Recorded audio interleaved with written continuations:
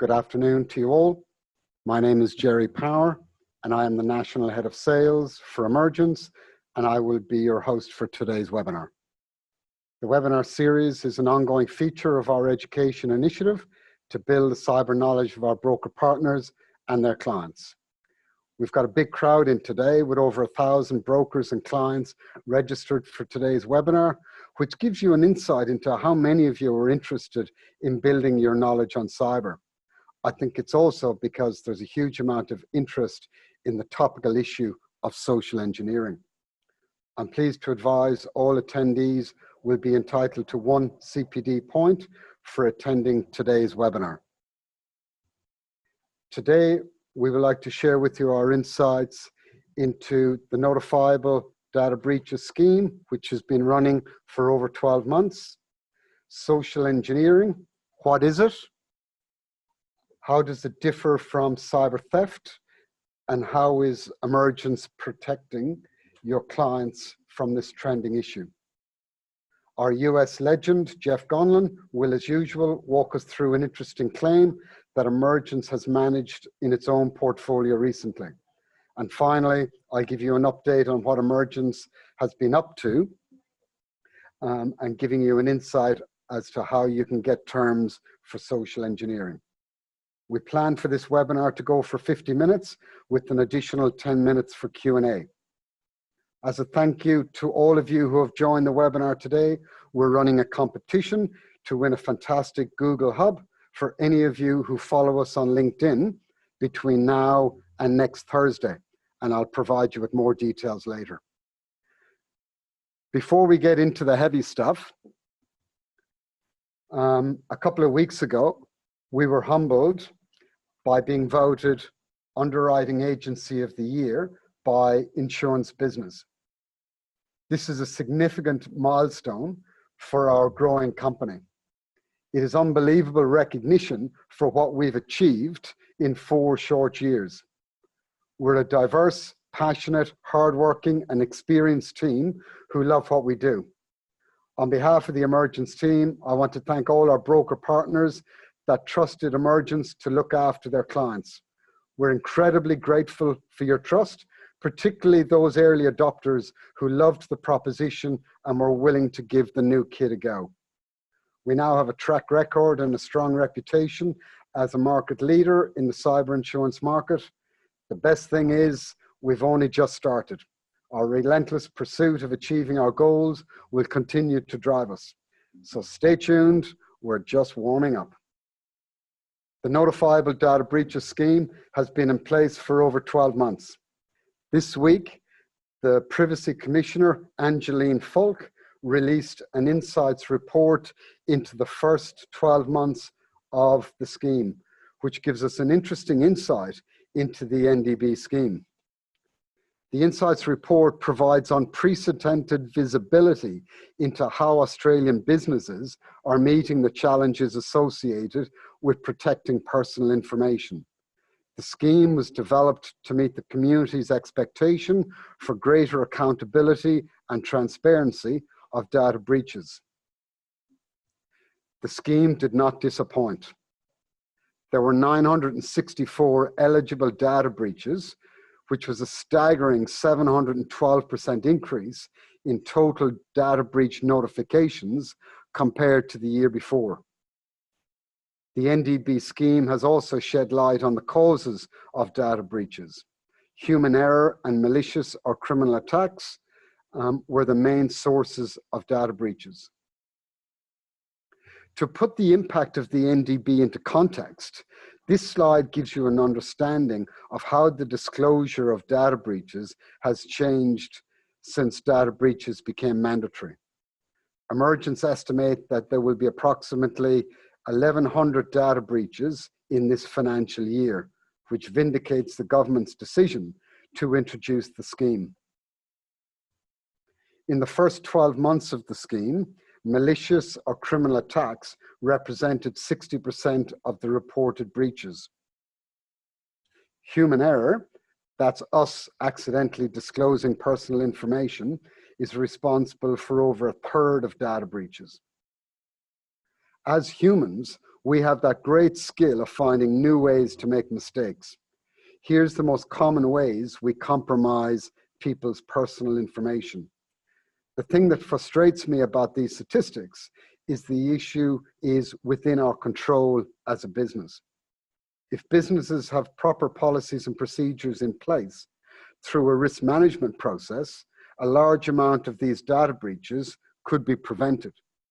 You as brokers have an important role to play in pushing this risk management education piece.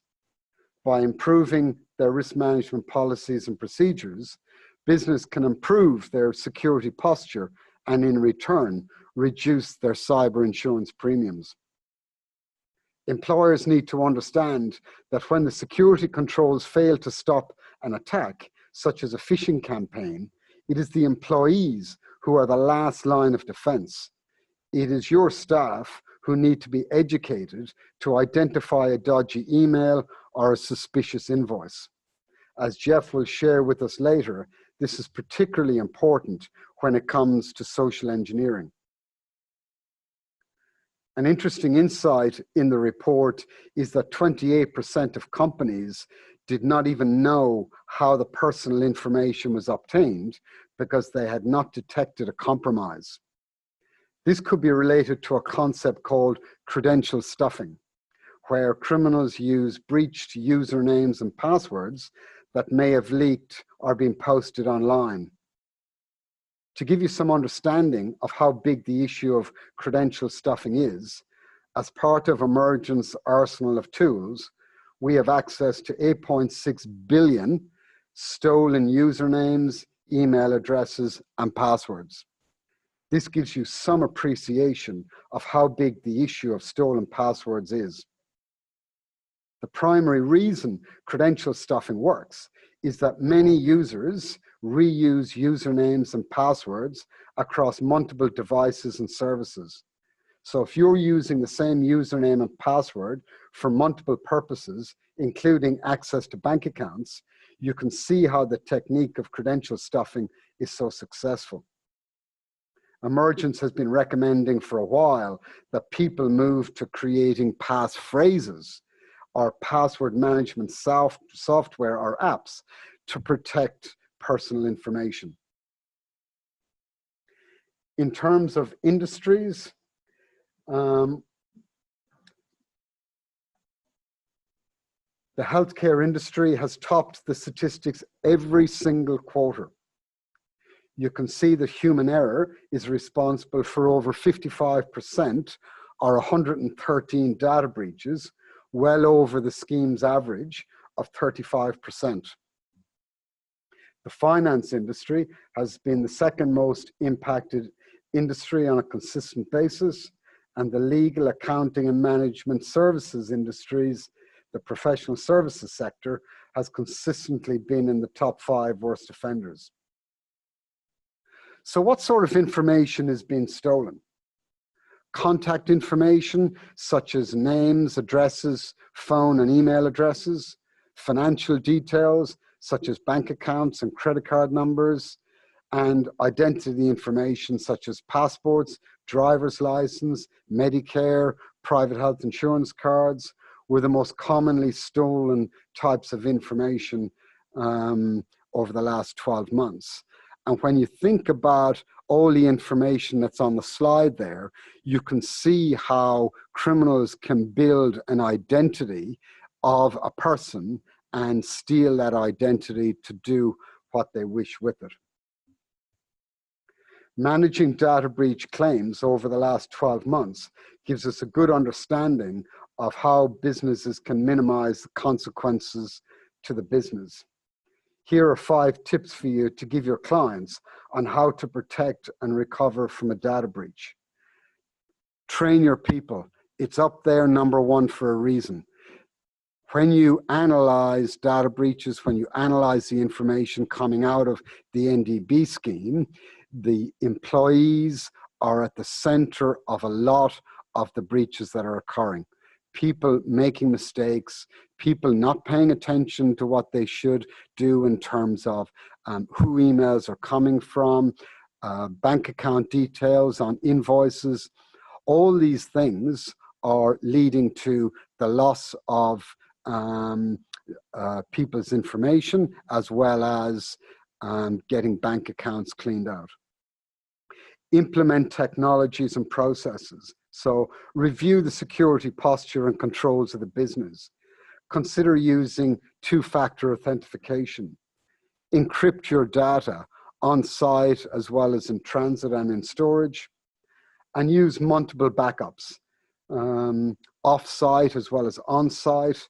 And importantly, as we found with one of our clients recently, when you do a backup, disconnect it from the network, because some of the strains of viruses and ransomwares that are occurring at the moment looks to try and find that backup on the network and destroy it as they're locking down the system, which leaves a business with very few options when it comes to trying to recover the business. Have a disaster recovery plan or a business continuity plan. These, not only is it good to have them, but also test them, make sure that they work, make changes based on your experience. And as we've seen from the scheme, think about the suppliers and third-party providers that are linked into your business, because you might be secure. However, if you've got a service provider that has a trusted access into your network and their security controls are poor, well then if that third-party provider is hacked, then they'll potentially be walking straight into your system rather than the need of hacking into it. And understand the personal information that you hold as a business. What are the company's crown jewels and where are they stored? Is it your customer database? Is it the intellectual property that you develop? How secure are these pieces of valuable information? And where are they stored? So having a good understanding as to what's important will help you a long way in dealing with protecting your network. And then post-breach communication. So having dealt with a lot of data breaches over the last 12 months, communication is absolutely key when you lose people's personal information. So it's incredibly important to be transparent and use simplicity as some of the guiding principles in dealing with these things. Use plain English communications. Be mindful of mixed messages and poor timing of your communications. So a good example of that is if there's been a data breach where customers' bank account details have been compromised, don't send that email out on 5 o'clock on a Friday or on a public holiday weekend when the client can't do anything about it, they can't contact their bank. So think about how you communicate and when you communicate. If you want to know more about the latest NDB report, we've developed a handy one-page NDB report snapshot, which you can send to clients to inform them of what data breaches are happening. You can find it on the products page of the Emergence website in the marketing collateral section. So as you can see, after 12 months of operation, the NDB scheme is having a material impact on the disclosure of data breaches. It's obvious that as awareness of the NDB scheme continues and data breaches continue being topical news on mainstream media and in social media, the need to manage data breaches becomes more critical to the survival of a business. From a broker's perspective, look at the industries your clients are operating in and consider whether you need to have a cyber conversation with them. And remember, people are the weakest link in the chain. So let's move on to the important issue of social engineering. The market has been asking Emergence to deliver a solution to the flip side of our cyber theft solution, which is social engineering. Jeff will walk you through the issue of social engineering and what Emergence is launching today to address the need of brokers and your clients. Jeff is the head of underwriting and product development for Emergence and is the architect of the new criminal financial loss section of the policy.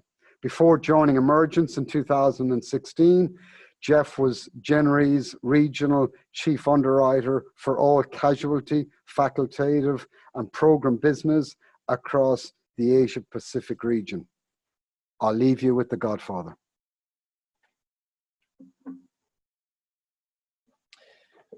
Thank you for that kind introduction, Jerry. You fact check here, that picture is not 1845. You're off by 100 years, it's 1945, thank you. Well, I have the good fortune today of talking about a most exciting topic, an insurance policy. Now, I hope I've got the right audience for that. So thank you for your interest and attention. Try to make it interesting for you. We're going to focus today on what we call the criminal financial loss part of the policy. Now, this is a new section, or we've retitled that and expanded it. As many of you might know, since Monday the 4th, we've been issuing the Emergence CEP 003.1. Now, why 3.1? Why not 4.0? Well, 4.0 is coming. It's just we didn't want to wait until that release. The insurance industry is not very good at listening to its customers and what they want. That's what some have alleged. We've spoken often about social engineering, and we've heard your voice as well. You know, it's something that has become a huge issue for businesses. It's not well handled by the insurance industry. It's a bit of an orphan. And the crowd wisdom seems to be that cyber insurance is the one that you should pick up that orphan and adopt it. So we've heard that, and we've done that, and we've come up with our 3.1 to address that. The very legitimate need that everyone in business more and more faces today. Let's look at the criminal financial loss, what all that includes. We've got 4 components to it.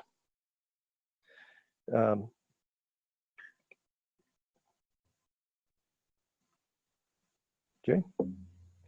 Did you steal my mouse, Jerry?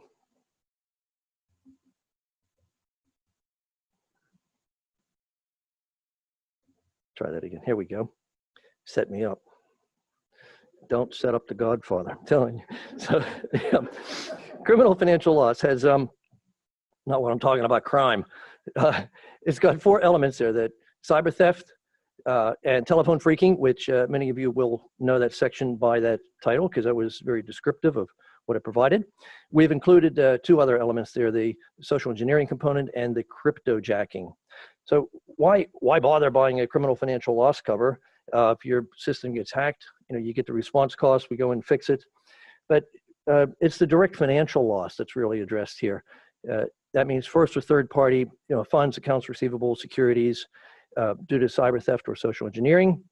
Or when we look at telephone phreaking or cryptojacking, it's a little bit different. It manifests itself through excessive call charges, bandwidth charges, or electricity costs. So the one is really the kind of the theft of monies. The other is the theft of service. Cyber theft is something that I think everyone's probably quite familiar with. The terminology in the business is not very consistent, and lots of different companies have different definitions of things, especially in the cyber world. We've tried to keep our definitions pretty straightforward. But everyday pedestrian understanding is just you use an IT system to steal something. If I use the term computer crime, you know, that instantly conveys it as well. So you can see our definition of cyber theft there. It's the direct financial loss because somebody's hacked you and made off with the cash. If you were anybody who was around in the 60s or 70s, which probably most of you would, you know, recall the term computer crime. That's when it became much more popular and necessary with a segment of the market, mainly the banks and financial institutions. You'd write a triple B plus a double C, it's a banker's blanket bond plus computer crime.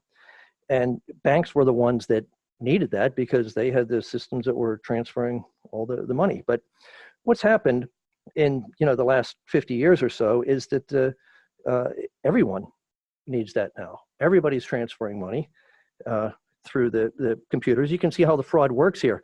Instead of targeting the bank, somebody creates some malware. They get you to somehow install it on your computer. Next thing you know, they can access your bank and make transfers. That's one way. There are lots of other ways to do this, but the main thing is it involves hacking into the system. Now, let's contrast that with the social engineering. Here we've got non-technical methods to trick people into doing something they wouldn't do. It relies on psychological manipulation. It's deception or threats to influence someone to do something against their interest. Many of you might have heard of Kevin Mitnick. He's the so-called most infamous hacker. He wrote a book, which I've been reading.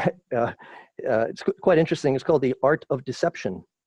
And he talks in there about basically hacking the humans.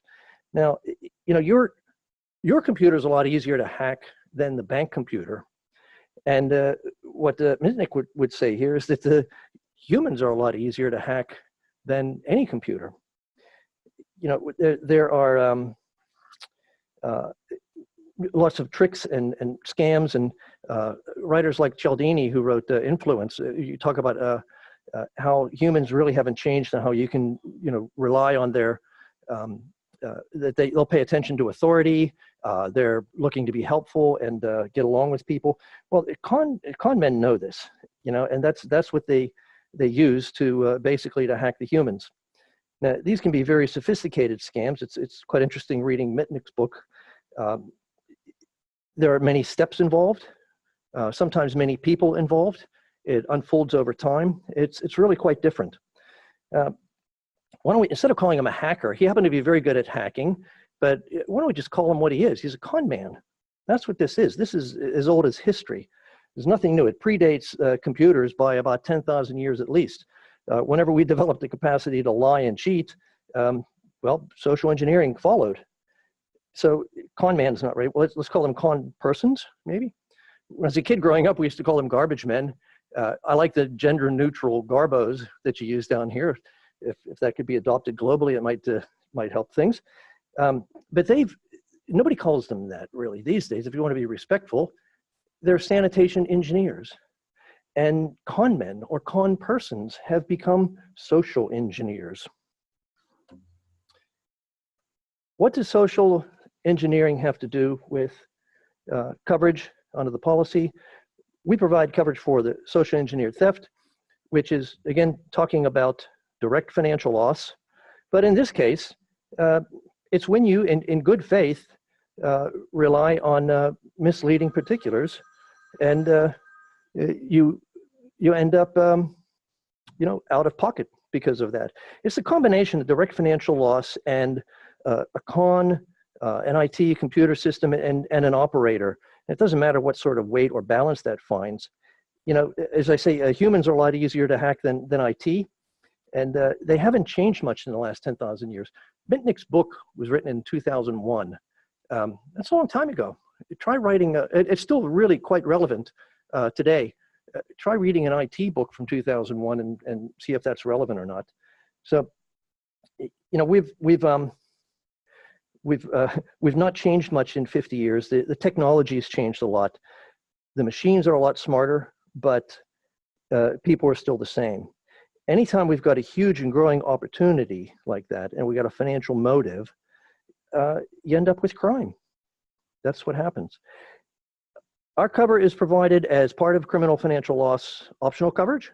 You can get it if you want, or if you don't have to. We include that as a sublimit to the criminal financial loss limit. And it includes something new also, which is investigation costs. Now, under social engineering attack here, you don't have an IT incident. There's not a cyber event. So you don't need the remediation costs under Section C. That's not going to help you much. What you need then is the investigation cost, which is now an additional component under that optional cover. Cryptojacking is the other new cover. And more terminology here. I guess cryptojacking, I guess most people will have heard about that by now. Certainly you've heard of Bitcoin, Ethereum, Monero, these digital currencies. There are many, many more of them. They proliferated like things proliferate. But so the question is, where does Bitcoin come from? Who mints it? Well, maybe you. Maybe you do it and you don't know it. It's generated by solving complex mathematical puzzles, and to do that, you need computers. You need a lot of computing power. That's where cryptojacking comes in. You might have heard of the case of the two guys at the Bureau of Meteorology. Now, they've got a lot of very powerful supercomputers there, and it's a shame to just let them sit idle. So these guys had the idea, why don't we just mine a little bit of Bitcoin? And well, fortunately, unfortunately, whatever, they got discovered and severely reprimanded, but the temptation is there. And if I could use your computer to do it, well, why not?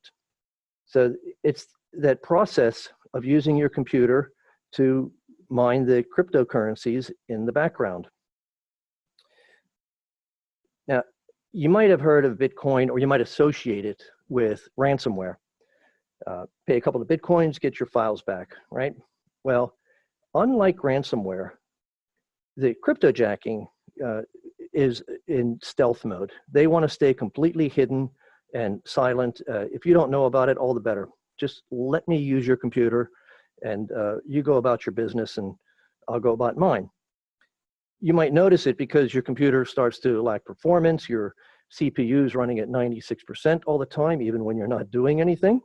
And one of the big effects is your electricity cost. Now you think, how much electricity cost? Come on, how much electricity do we need to mine Bitcoins? An amazing amount. I read a stat somewhere, 37 gigawatts or whatever. It's a huge amount, roughly equivalent to what it takes to run the country of Denmark. And that, I remember reading that about a year ago, so I'm sure that's increased. So picture the country of Denmark sending you an electricity bill. That's a direct financial loss that you'll have from the cryptojacking, and that's what you would be covered for under the policy. Now, remember this, you know, how prevalent is this? Remember this first line up here. Cases have risen 40% in 2018. Now, remember that year 2018. You think, you know, why? Why now? Well, that's why. Where's 2018? What happened? Bitcoin went from zero to hero. It was up at one time to over $20,000 US per coin. So if you were sitting on top of that, you had a gold mine. If you weren't sitting on top of that, and if I could just borrow your computer for a little while, I can get my hands on that. You know, criminal gangs are rational economic entities. They follow, you know, the rules of rational market participant the same as anybody else. They're just in a different market. So the economics changed back then, and we saw a lot more cryptojacking coming into into play. It had another aspect as well. It was a lot easier than ransomware. Why do you want to bother with ransomware when, you know, it's a messy business? You got to get somebody to, you know, to click on it, and then, you know, not sure if they take you seriously. You know, I'm serious. I'm really gonna encrypt everything, and you won't get it back. But you're not sure if I'm genuine or not, and we got to negotiate over Bitcoins, and then, you know, your decryption key didn't decrypt my data, and so I'm going to give you a bad review on, you know, who needs that? Put some crypto malware out there and go to town. That's exactly what happened. Let's move on. Telephone phreaking, I think, is that's pretty well, I think, known to everybody, where they take over your phone system, and instead of an electricity bill, you end up with a pretty big phone bill. That's also covers direct financial loss there. Those are the four components, and let's look at a couple of claims examples. Bring it home, what's actually covered. We'll look at the 4 cases from the newly introduced coverage, first and third party. This is a scenario, the first case here, socially engineered theft. Everybody's familiar with this one, I think. Employee receives a request from a supplier, please pay the invoice. They pay it in good faith. They think, yes, it's a genuine. I know that email address and it comes from, Mabel and accounts or whoever. Turns out their system was hacked and the details were changed. And you paid the bill believing that was a genuine bill. It was an amount you expected from a supplier you expected from an email address that you always use. Well, that's the case right there of socially engineered theft. You haven't been hacked. It's not a computer crime against you. Policy would respond. Third-party loss. You've got responsibility for somebody else's money, and you've been spoofed, basically. So they've managed to convince you, they've conned you into transferring that to a party that you don't know and you would never transfer that money to if you knew. They're lost irrecoverably. Policy would respond. Another case of first party loss. I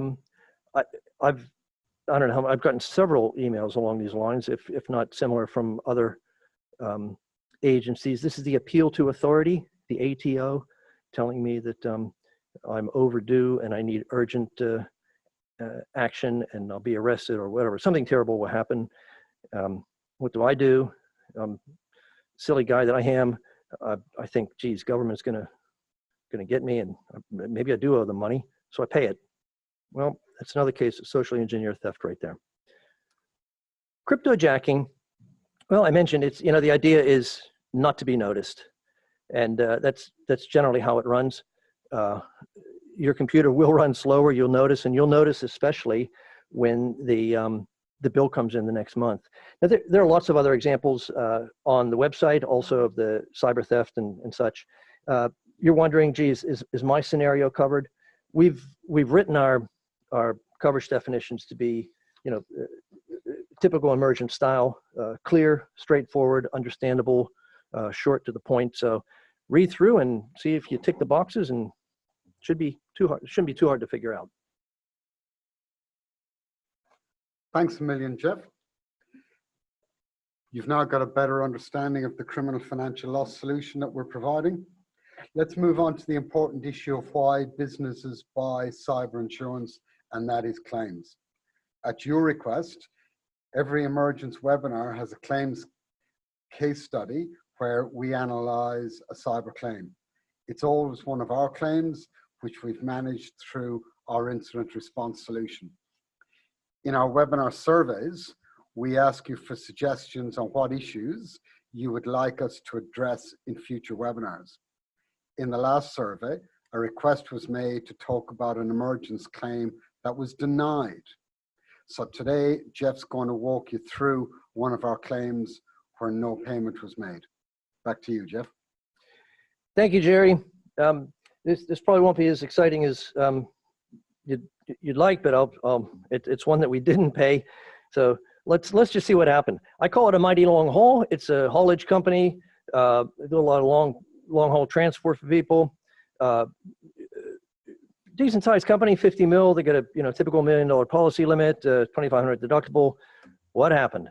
Well, beginning of the month, they got a bill. A little bit later, about 2 weeks later, they paid it. End of the month, supplier calls. Where's my payment? We paid it. No, you didn't. Yes, we did.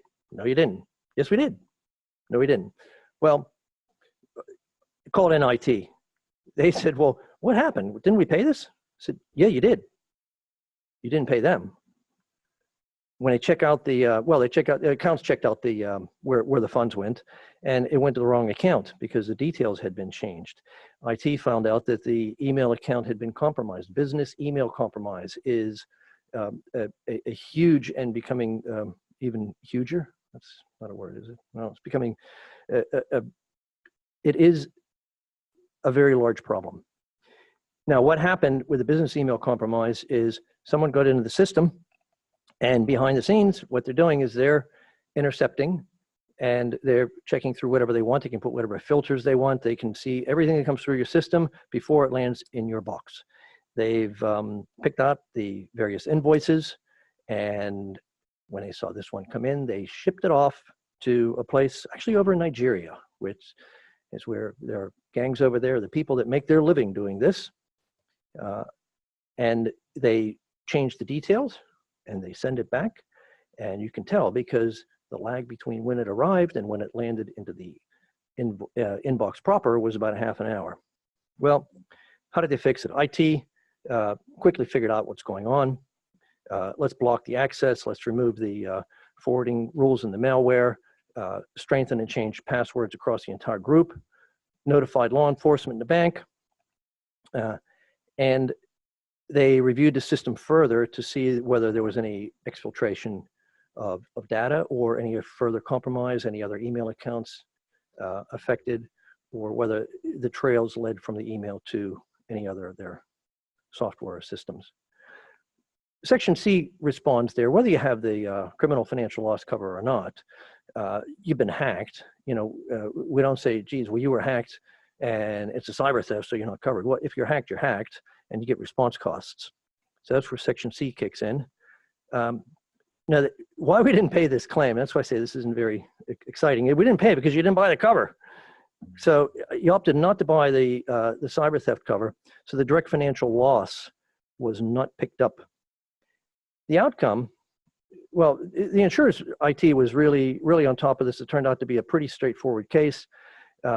They quickly remediated it. It was everything was all completely done within a couple of days, and it happened to be within their excess. So we would have happily paid if it went over, but it didn't.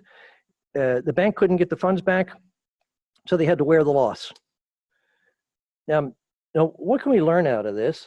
In this case, this insured had pretty good procedures in place, including the very important dual authentication if you have any change to the bank details. Now, they had a list of bank details that they would always match up against invoices. So how did this slip through? Well, here we go, lessons learned. Well, what happened was they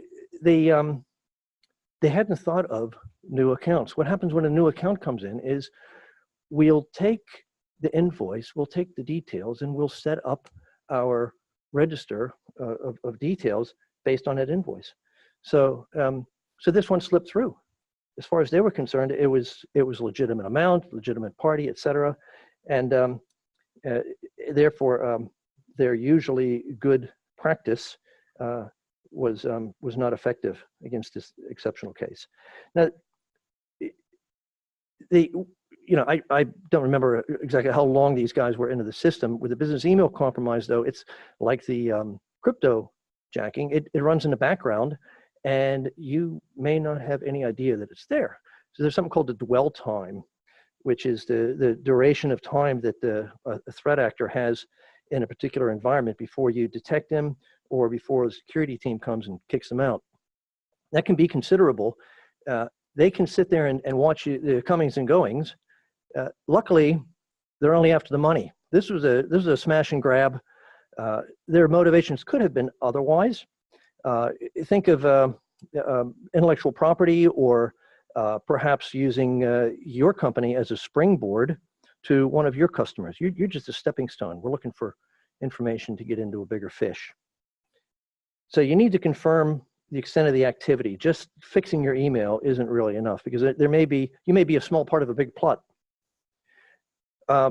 Just close with one comment here. The Verizon DBIR, the Data Breach Investigation Report, is out 2019.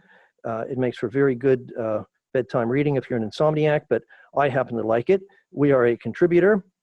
What they reported there was quite a shocking statistic, which is email is the channel of choice. 94% of malware is delivered via email, and it plays a really key role in all these phishing attacks. So if there's one bit of software, one bit of your system you really want to get secure and right, it's going to be your email. Jerry's looking at me with a nasty look in his eye. I'm going to wrap it up and hand back to our very own leprechaun. Thank you, Jeff. Entertaining as ever. Now, I'd like to bring you up to date with what's happening at Emergence. Developing a social engineering solution from a coverage perspective is only part of the Emergence solution. We've also enhanced the Emergence portal so that you can get terms for criminal financial loss, including social engineering. I'm going to briefly walk you through the changes to the portal so you understand how to access the social engineering cover. So you just jump into emergenceinsurance.com.au, select the broker login. That will bring you to the login page. You put in the username and password that Emergence has provided you with. This will bring you into the home page, and you can simply click the Create Quote button. This will bring you to a new transaction. It'll bring you into the proposer field, implement or add all the information required. We've created two new areas here: the estimated revenue by region for the next 12 months. So we want to get a greater visibility as to what the revenue spread is on a global basis. So we're now asking for information about Australia, New Zealand, Europe, US, and the rest of the world. And then on the right then is asking whether the company is physically located elsewhere. So you can have revenue being generated in the US, but your operations are 100% Australia. So that's the difference between the two. You then move into the cover and premium section, and in the optional covers, you've got the criminal financial loss section. So do you want cover for criminal financial loss? Yes, you get the option to select what sublimit you want, from 100,000 to 250,000. As underwriters, we have the ability to look at sublimits above that.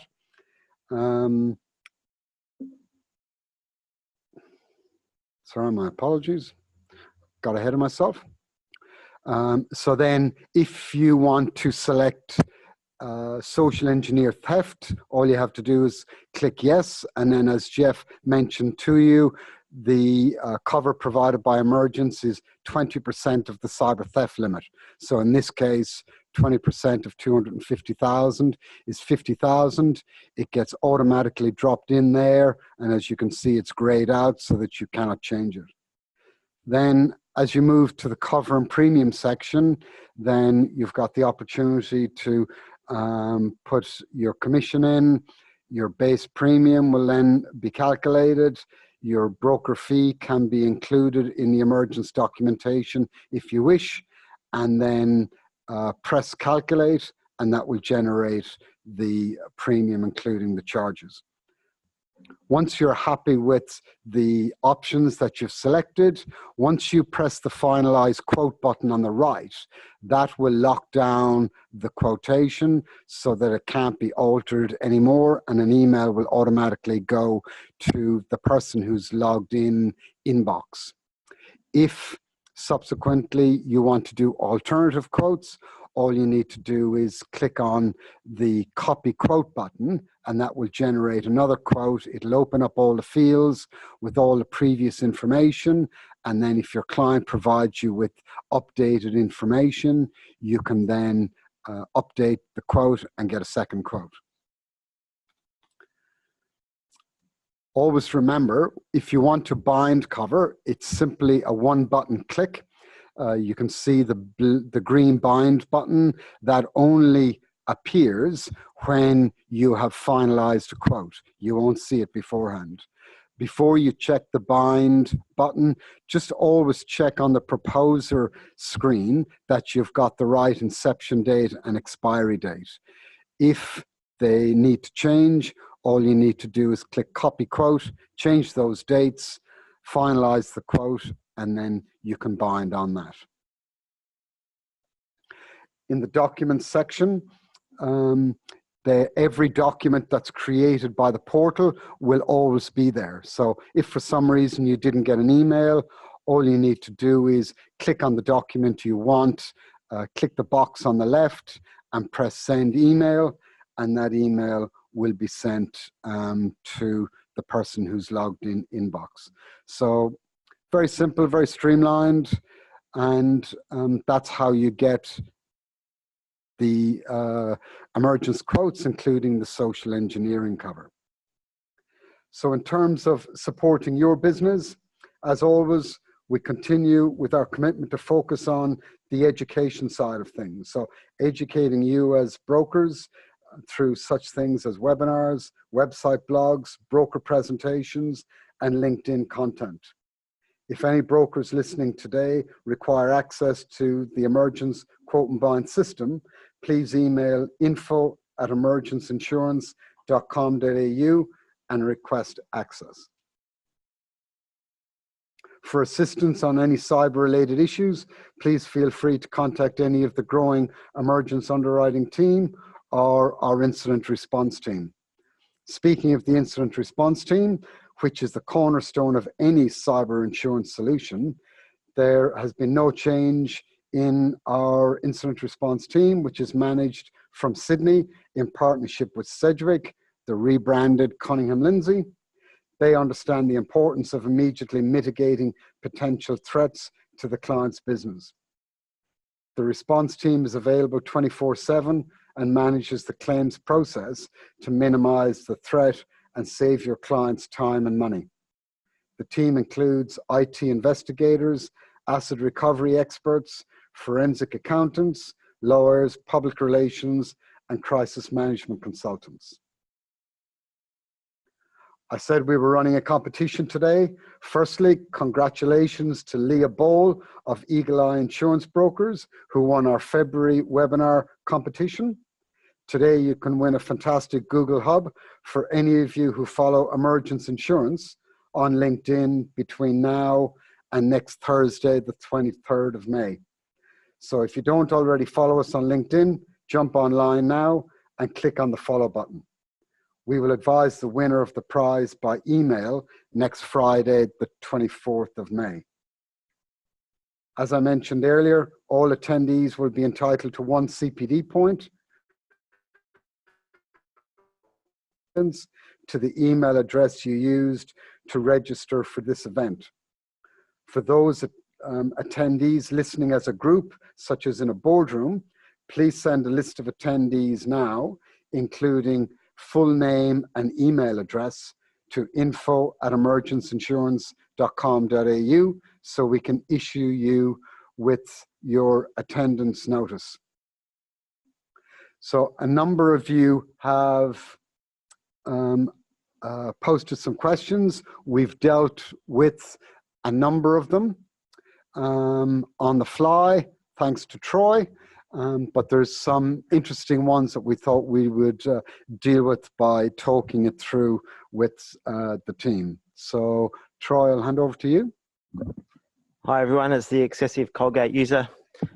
Thanks for staying online. Now, there's a couple of questions here. One being, how do passwords and email addresses and stuff get out there?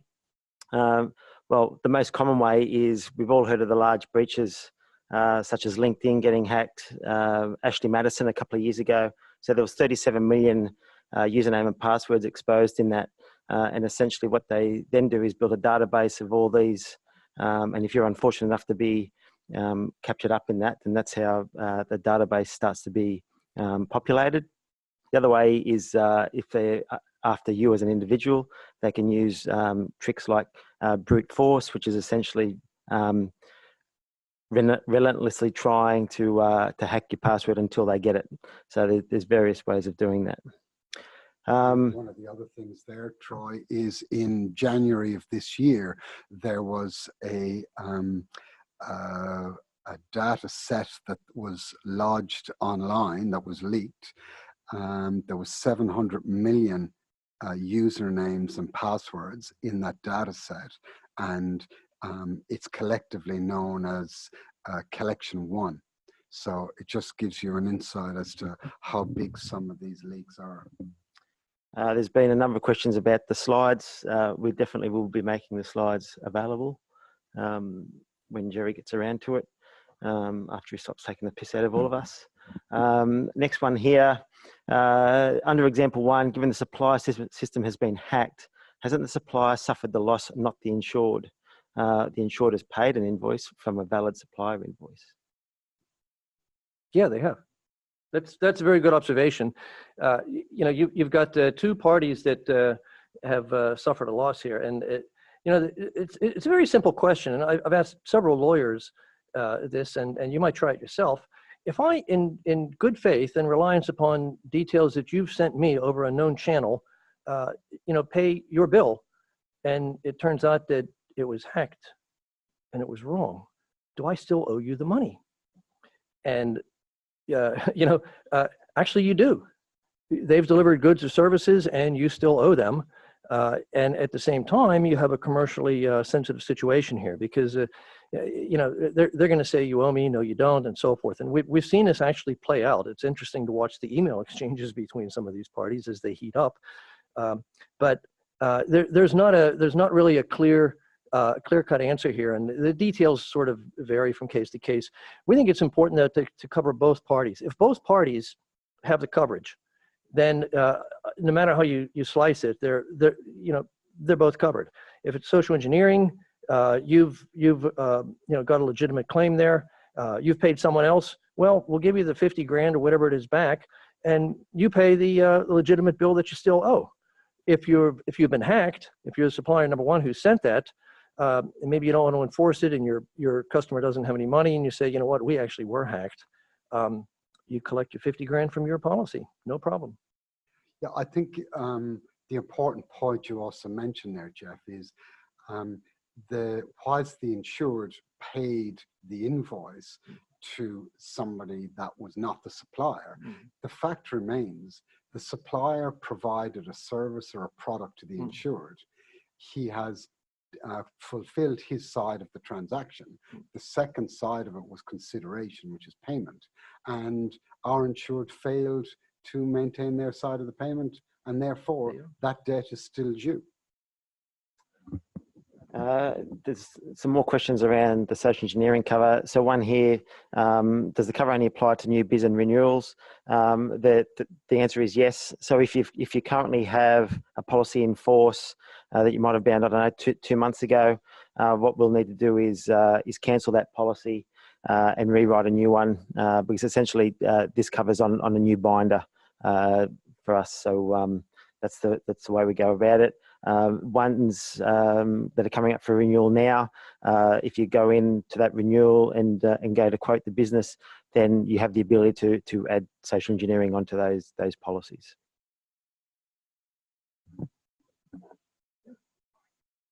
So another question here is, what conditions have to be met at the time of a social engineering claim? Now, that's a very good question, because the social engineering coverage, as many of you would know, is spread across the ML market and the cyber market. And different people are approaching the cover in different ways. Some insurers in the cyber market have made the decision that they will provide the cover with what we call conditions precedent or warranties, where they provide the cover, they charge the premium, and then at the time of loss, then there's a process where the risk is re-underwritten at the time of loss to ensure that a number of conditions that the insured was meant to comply with have actually been complied with. Emergence's view is very different in relation to this. Our policy, our philosophy in terms of underwriting risk has been very consistent over the last few years, and we have applied the same thinking from a social engineering perspective, which is it's our opportunity to ask the underwriting questions. The insured provides us with the information. We get the opportunity then to price that risk, and then from there we provide the cover. We don't want to be re-underwriting the risk at the time of maximum pain for the client, which is at the time of loss. So that's the approach that we're taking, and there's it's consistent with how we deal with other elements of the wording. Thank you, Jerry. Can you please explain how these business email compromise situations are occurring? There's a number of ways that they can do it. There's evidence, and if you go onto YouTube and just type business email compromise, there's a number of videos that show you how to do it. It might be as simple as jumping on, grabbing a logo, developing a falsified invoice, and then changing an email address. So it might add a dot. It might add another digit or a letter. So when you have a cursory glance at the email address, it looks legitimate, where you need to pay a bit more attention. And then you come through, go, yes, I'm used to dealing with that company, and away you go. You pay the invoice. One of the most, surprisingly, one of the most valued pieces of information, if you're wanting to get into somebody's system, is going to be the email addresses. And a lot of people have, because you use email every day, you'll have a weak password. And the question about how often you change it is maybe less relevant than how strong your password is. It's easy to crack passwords, actually. You might have heard of the brute force sort of thing, where or the dictionary thing, where let me just run every word in the Oxford Dictionary through as a potential password, and oh, you need numbers too. I'll just add a 1 afterwards. After that, I'll add a 2. There are ways to get in. It doesn't take long. So just to put that in context, Jeff, our forensics people tell us that if your password is 7 digits long, it'll take them about 2 seconds to crack it. If it's 8 digits, it'll take about 20 seconds. And if it's 10 digits, it'll take them about 2 years. So it just gives you an insight as to how weak passwords, or as Jeff says, passwords that are in the English dictionary, it'll take virtually nanoseconds to crack it.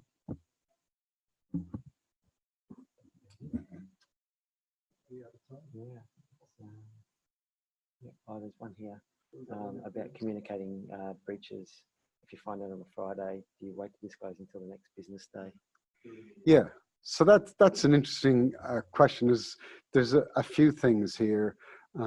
If there's been a compromise or our system has been hacked, definitely don't waste any time in contacting the incident response line if there is one, and from there it's a case of engaging who are the most appropriate people to deal with the issue, whether it's forensics or otherwise, to find out what the situation is, because there's no point in communicating with people unless you understand what the issue is.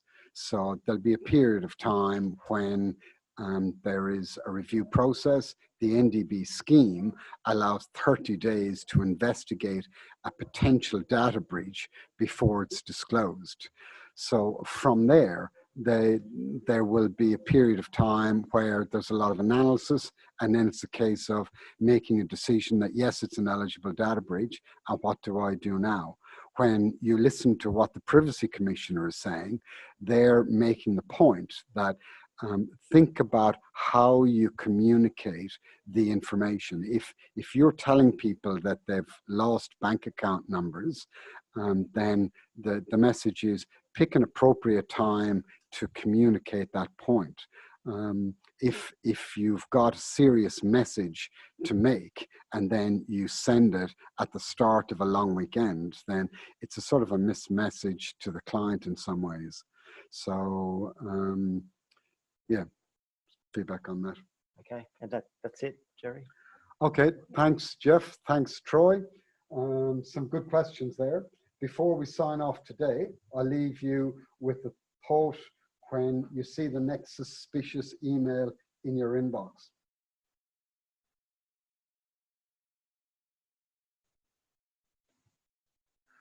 I promised we would finish up the webinar in 60 minutes.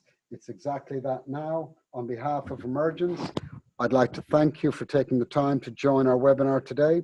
I hope you found it educational and useful in building your own cyber and social engineering knowledge and giving you the tools to assist in having a more informed cyber conversation with your clients. We are recording our webinar today, and we will send those of you who have registered for today's event a link in the near future so you can share it with any other staff who were not able to tune in today. For your information, all our previous webinars are also available at any time on YouTube. Just search for Emergence Insurance and you'll find them. We will also send you a short survey to gain your feedback on today's webinar and to get your thoughts on what cyber-related topics you would like to see in future webinars. We would really appreciate if you could complete the survey and return it in the next few days. We will use your feedback to plan our webinars for the rest of 2019. The next webinar in our series will be in August, so keep an eye out for that. We will send invites out a few weeks beforehand. This is the official end of the webinar. Thank you very much for your time. I hope you found it useful and look forward to working with you in the future. Thank you.